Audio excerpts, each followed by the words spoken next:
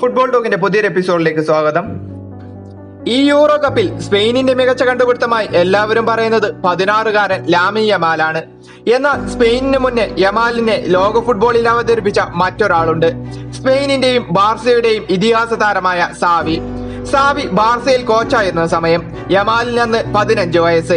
2022 ബാർസയുടെ first ടീമിനൊപ്പം പരിശീലനം.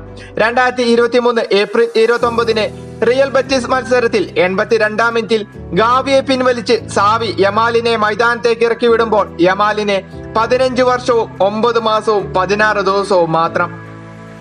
2023 August 23 കാഡിസിനെതിരെ ബാർസയുടെ first 11ലും സ്ഥാനം കിട്ടി. ലാലിഗയിൽ കളിക്കുന്ന പ്രായം കുറഞ്ഞ താരം, ഗോൾ നേടിയ പ്രായം കുറഞ്ഞ താരം, ആദ്യ 11-ൽ ഇറങ്ങുന്ന പ്രായം കുറഞ്ഞ താരം എന്നീ റെക്കോർഡുകൾ അതോടെ യമാലിന് മുന്നിൽ കടപുഴകി. അവിടം കൊണ്ടും യമാൽ നിന്നില്ല.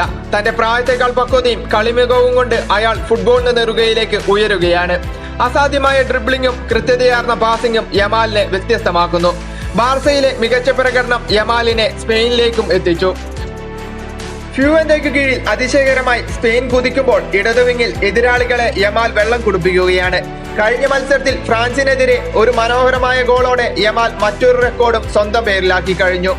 യൂറോയിൽ ഗോൾ നേടുന്ന ഏറ്റവും പ്രായം കുറഞ്ഞ താരമായി യമാൽ അതോടെ മാറി. സെമിയും കടന്ന് ഫൈനലിലെത്തിയ സ്പെയിനിന്റെ പ്രധാന ആയുധങ്ങളിലൊന്നാണ് യമാൽ. ആ 16-കാരനിലൂടെ മറ്റൊരു യൂറോ കൂടി സ്വപ്നം കാണുകയാണ് സ്പെയിൻ.